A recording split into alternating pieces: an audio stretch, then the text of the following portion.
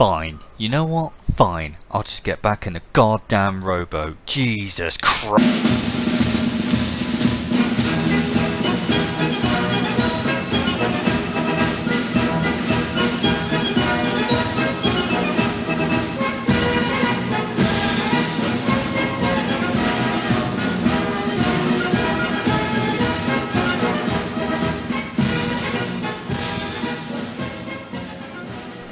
Yes, it's that time again, and today it's time for something different. This is a ship I don't own, unfortunately, but I love watching games for. It is the HMS Minotaur, and today it will be driven for us by Svenap from Tora Tora Tora. So, being as it's the Minotaur, you all know what that means. Rainbows! If you don't know my reference to rainbows, you'll see why when he starts firing. Now the Minotaur is a weird one historically, because there are 6 ships in the Royal Navy that bear the name the Minotaur. The HMS Minotaur of 1793 was a 74 gun third-rate ship of the line. The second one was another 74 gun in 1816, but it was renamed to the Hermes. There was a third one which was ordered as the Elephant, but renamed to the Minotaur in 1863, and it was the lead class of the Minotaur class ironclad battleships. There was the HMS Minotaur of the lead class of the armoured cruisers in 1906. There was a 5th one which was actually a town class originally and was renamed to the HMS Newcastle, and then the 6th one, of which I can assume this is sort of based on, is the HMS Minotaur, which was a light cruiser of 1943, which was given to the Royal Canadian Navy in 1944 and renamed to the HMCS Ontario. Now let's go into what's going on in the battle. So Svenap has placed himself on the edge of the B cap here in order to help his team ideally cap, considering the enemy are capping A and C, and to, I guess, try and engage with the enemy. Now, the Minotaur is a very, very versatile ship. As with the rest of the Royal Navy cruisers, it has a repair party consumable, so it can re-heal some of its life. It's got a smoke party, and it has hydroacoustic search, which are all wonderful to being able to be quite an adaptive cruiser. Now, it's not got HE, but it has got blisteringly good armour-piercing rounds, and it can engage them incredibly quickly. The rate of fire on this ship is disgusting. Now Svenap's been picked up by radar, I assume by the Moskva across the way that he was just firing at there. But he's ducking in behind cover, and this is one of the ways you should play Royal Navy ships. Despite having smoke, which is wonderful, you shouldn't smoke up in the open, or in my opinion you shouldn't, because you just allow yourself to get shot at. You can see here he sees the torpedoes incoming and he can just position himself behind the island. Now he's still detected, as you can see, but it's not going to affect him in any dramatic way because he's got lots of cover, and now once he's undetected he can go about his business firing at the enemy ships. Unfortunately, with his smoke up and with nothing really in front of him, and the destroyer almost joining him, there's nothing spotted. So until just now, nothing's come up except for the rune.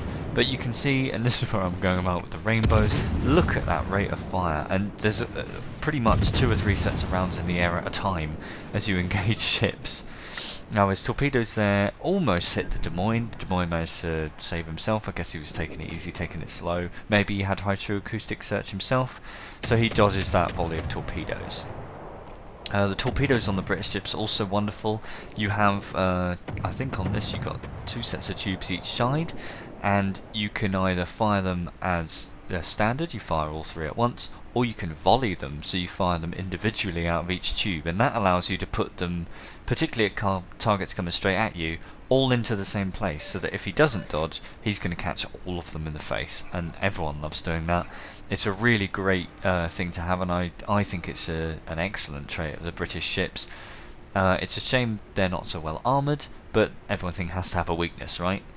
Their acceleration is fantastic, even when turning corners, and as you see now, he's going to start engaging this Des Moines. Now, the rounds have, they can penetrate at interesting angles, so you can see he did a 5k volley as his first one there against the Des Moines, also famously low on armour. Although, as you can see from the front, the Des Moines can deal perfectly with these rounds. Unfortunately for the Des Moines, he has to swing in to try and dodge these torpedoes, and in so doing, gives Svenap his perfect broadside for some lovely citadels there. There's 4, there's 7, and he's gone that quickly, because the Minotaur can just engage so fast. And at the same time, he's engaged here his repair party, because the Des Moines was firing primarily HE. He's able to repair most of the damage, and you can see the amount he repaired and how quickly. He's almost back up to full health, despite how much he lost.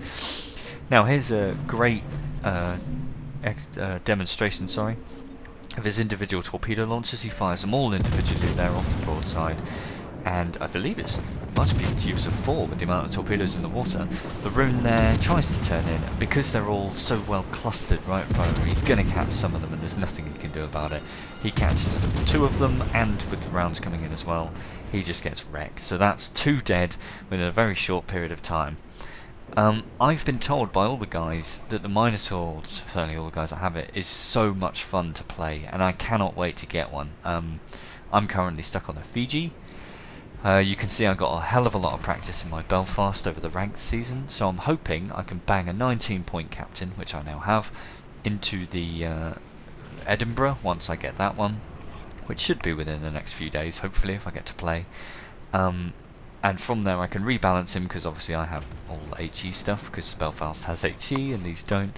I can rebalance his points to suit the way the British cruisers play, and then I'll have a 19-point captain on the tier 8. And once I go through there, then it's anyone's game. I can do what I want. Apparently the Neptune's pretty good as well, and the Minotaur is the one that everyone wants. So if I could recommend an interesting line to play, it's a bit of a grind, but it's certainly good fun when you get to the top end, it would be the British cruisers. I've been told by everyone in Tora Tora Tora that has one that it's the most fun ship they have.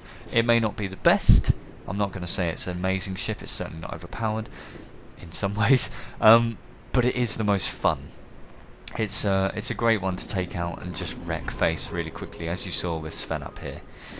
Now, another thing, as you can see, 1, 2, 3 planes go down really quickly there. It's got excellent anti-aircraft armament, and whilst it doesn't have defensive AA fire, it is able to shoot down an ungodly amount of planes very quickly, particularly when they get quite close range. It's gone up to 8 now, 9. You can see it's just 10. He's blasted them out of the air, and in the meantime he's going to engage the Grosser Kurwurst. Now it's got such good AA because every single gun on this ship technically can turn itself into an anti-aircraft gun, because they can elevate to such a high level. If it did have def AA, let's just say this thing would be, in comparison to planes anyway, absolutely ridiculously overpowered. So luckily it doesn't have it. They've balanced that right, I think. Now, here's another good example of the individual torpedo launchers. He's going to fire them all in a straight arc at this Kurwurst, because he reckons he's going to stay on that path. Now, if he deviates even slightly like he is now, then he's not going to hit it. But if the guy does stay straight on course, then he's going to absolutely smash the hell out of him. So this is why I really like the straight launchers, and I think they're great. Torpedoes look pretty good, and you can see the just amount of fire going out in there. He's only at 7 kilometers, and he's practically able to fire again before they've even landed. He decides to engage the other Kurwurst. I guess he's quite confident that his torpedoes are going to hit, and they do look pretty good. He's engaging the Shima as well, and he hits 3 torpedoes straight on the nose and kills him. And this is what's amazing about that single fire torpedo thing we got going on, and I absolutely love it. He's already up to 135,000 damage, so he's absolutely kicking ass. Now a Kutchersoff appears next to that Friedrich, which he's actually hitting the Kutchersoff instead, I believe. And I certainly would be aiming at Kutchersoff because it has no armour, but you can see the way the arc of the rounds, they're sort of coming down at a pretty steep angle, so you can penetrate decks to a certain degree with these rounds from the Royal Navy ship here, which is fantastic. It's just a shame that the guns aren't so big. They're only 152mm, which is why you have this insane rate of fire, because it wouldn't really be fair if, well, it certainly wouldn't be fair if you had 203s firing this quickly, and it also wouldn't be fair not having a decent rate of fire with these guns, because you wouldn't be able to have an effect on the battle. Now the enemy cuts off there, the other one, makes the grand mistake of turning on to the off, I guess, broadside-ish onto the Minotaur. Now the Minotaur is great at punishing ships that turn even slightly broadside because of these wonderful angles penetration angles the British get. They get slightly better angles than everyone else. The reason being is because the guns are very small caliber, and if you didn't have that, because you can only use armor piercing, you wouldn't be able to do damage to half the ships you face, because ultimately all they'd have to do is point bow in, you can't do anything. And I mean, even with these rounds, if they point bow in, there's not much you can do. So a bit of a counter to British ships is if you can go bow into them, then that works. However, you want to be very careful getting close, because these torpedoes are great. And you can see there he puts out 2 normal spreads of 4. I think he wants to spread them out a bit, spread the love. There's a Fletcher there, there's a Friedricher there. He might be able to hit both, you never know. So he's going to spread his torpedoes out and give it large with those. And you've got 2 launches of 8, well, 2 sets of 4 each side for a total of 8, which is a fantastic amount of torpedoes. Enemy torpedoes here. He comes in to do the torpedo beats, and unfortunately, oh no, he does manage it in this one.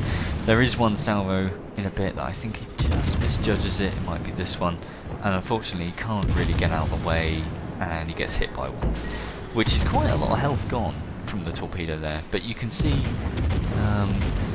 the health disappearing quite quickly.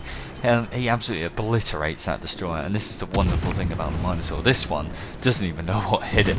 Like, look at the just state of that, the absolute rate of fire. He batters him so quickly, he gets a Kraken there as well, and there you go, he does it so quickly that he gets a double strike. So, a bit belated here because I couldn't do it in time, but let's release that baby Kraken again. I'm not going to do it pirate style because my voice is already a bit screwed. So let's release that Kraken, Svenap. We're up to 193,000 damage. The planes are just falling out of the sky again. The plethora of medals he's got is absolutely ridiculous. Like, I couldn't even cover it that quickly. He got them so fast. And he's in the middle there, engaging whatever he can, and he's in a pretty good position here. Unfortunately, there's no ships in sight, so I think he's going to have to make his decision whether he follows out, whether he goes for Lexington, who just blew up there, or whether he goes into the A-cap. He's got a few options open to him, but the game's pretty much over. I mean, we've got 7 ships left, including a carrier.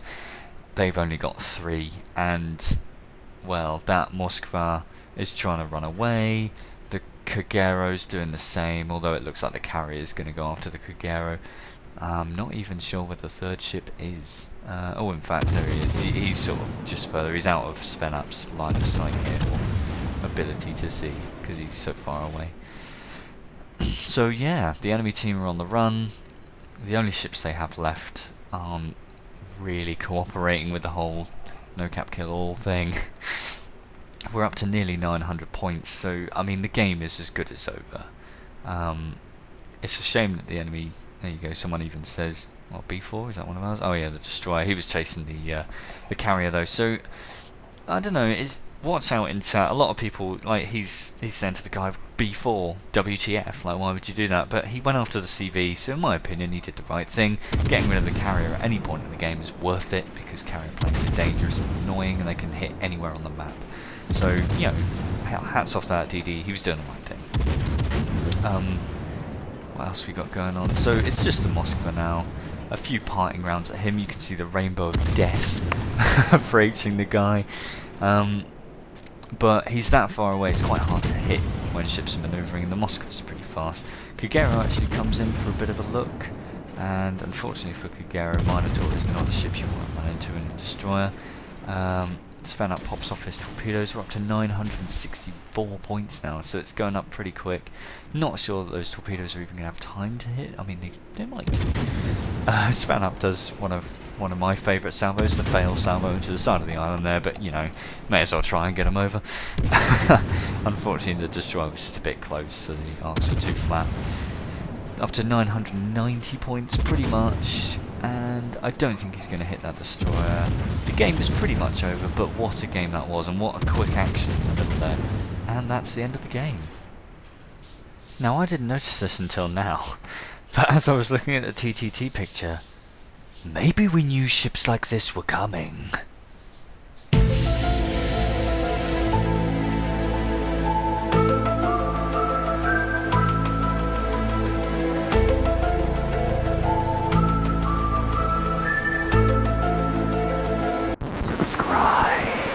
Or maybe could look just like the picture of the puking cat. I don't know. Who knows? Moving right along to the final screens, you can see now just how much Svenap managed to do in that game. He managed 203,000 damage with an insane amount of hits, some torpedo hits. He shot down loads of planes. He got 6 kills, 7 citadels, 666,000 credits. Interesting number there. He got 6 of the heroic achievements, which were Confederate, First Blood, Kraken, Devastating Strike, High Caliber, and a Double Strike. So a very impressive game overall. Moving on to the last screen, I haven't got the other two, but you can see 3,262 base experience, which is double the next best bloke, and anything over 3,000 is just an incredible match. So Svenap, well done to you. I hope you've all enjoyed watching. I've been Hadders, and I will see you all next time.